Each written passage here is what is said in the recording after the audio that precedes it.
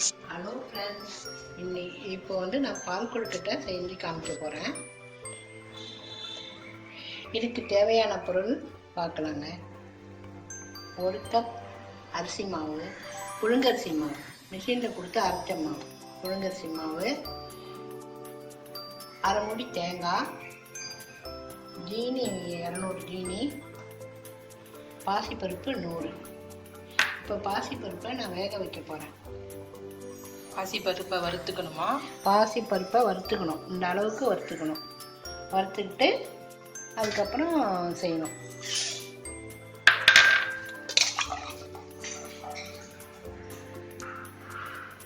பாசிப்பருப்பை இப்போ தண்ணி கொதிச்சிருச்சு, இதை வேக வைக்கிறேன். 2 விசில் வச்சா போதும். மாவு 1 கப் எடுத்து வச்சுருந்தேனாங்க, அதில் தண்ணி கொதிக்க வச்சுருந்தேன்.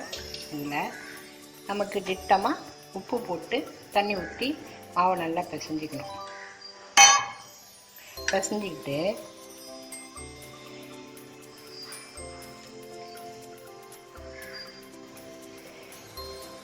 இப்படி உருக்கணும்.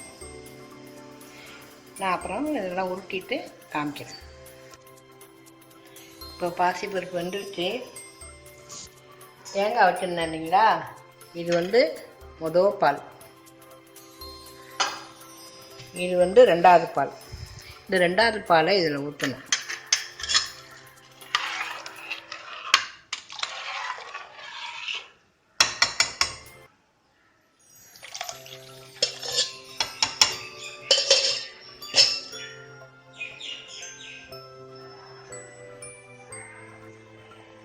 இந்த உப்பு கொஞ்சம் போட்டுருங்க. இல்லை, உப்பு கொஞ்சம் சேர்த்துக்கணும் இல்லை கொஞ்சம், அப்போ தான் இனிப்பு எடுத்து காமிக்கும்.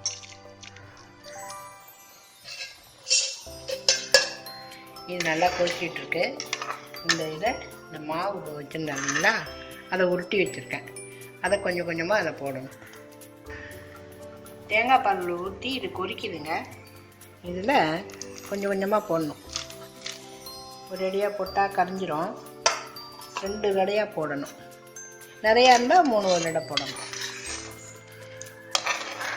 இது கொஞ்சம் கொதிச்சதுக்கு அப்புறம்தான் அதை போடணும்.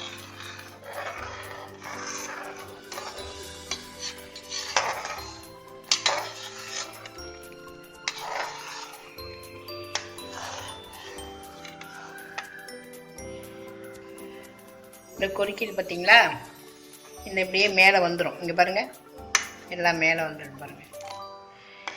அப்படின்னா அது வெந்துடுச்சுன்னு அர்த்தம். இப்போ இதையும் இதில் சேர்த்துடலாம்.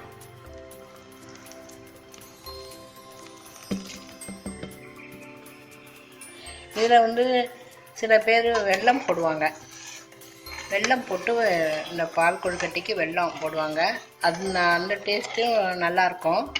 ஜீனி போட்டு தான் எங்கள் அம்மா செய்வாங்க. அது ரொம்ப நல்லாயிருக்கும். அதனால் நாங்கள் எப்பொழுதும் ஜீனி தான் போடுவோம், வெல்லம் போட மாட்டோம். இல்லை வெல்லம் போடலாம். வெல்லம் போட்டிங்கன்னா அதுவும் ரொம்ப நல்லாயிருக்கும், இதுவும் ரொம்ப நல்லாயிருக்கும். அப்போல்லாம் அடிக்கடி செய்வோம். இப்போ எல்லோரும் வேலைக்கு போகிறாங்க வராங்க, வீட்டில் செய்ய முடியல தனியாக.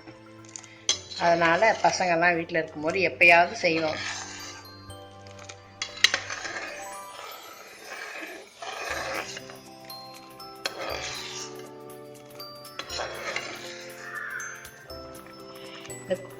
இந்த கொழுக்கட்டை வெந்துருச்சு, நல்லா வெந்துருச்சு பாருங்கள். நல்லா வெந்துருச்சு கொழுக்கட்டை. வெந்த உடனே அவங்களுக்கு கொஞ்சம் முண்டுக்கிறேன். 200 ஜீனி வச்சுருக்கேன்.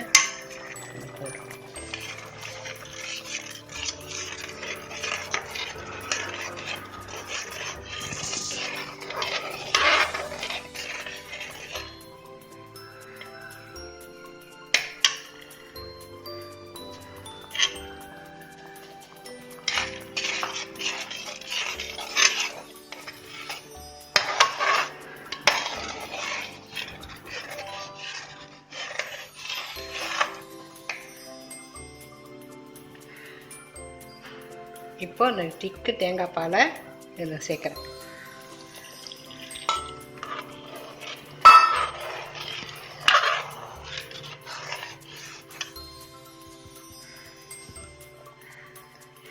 இப்போ இந்த கொதிக்குது பார்த்தீங்களா, இது அப்படியே கொதிக்கும் போது இந்த ஏலக்காயை தூவிட வேண்டியதுதான்.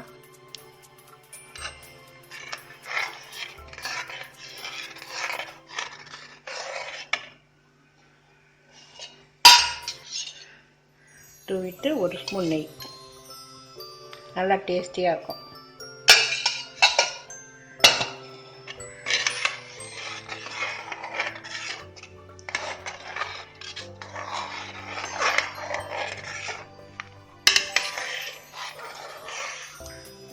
பால் கொழுக்கட்டை ரெடி. இது இப்படி தான் எங்கள் வீட்டில் வைப்போம், அது மாதிரி வச்சு காமிச்சிருக்கேன். எல்லோரும் சாப்பிட்டு பாருங்கள், உங்கள் ஃப்ரெண்ட்ஸுக்கெலாம் சொல்லுங்கள்.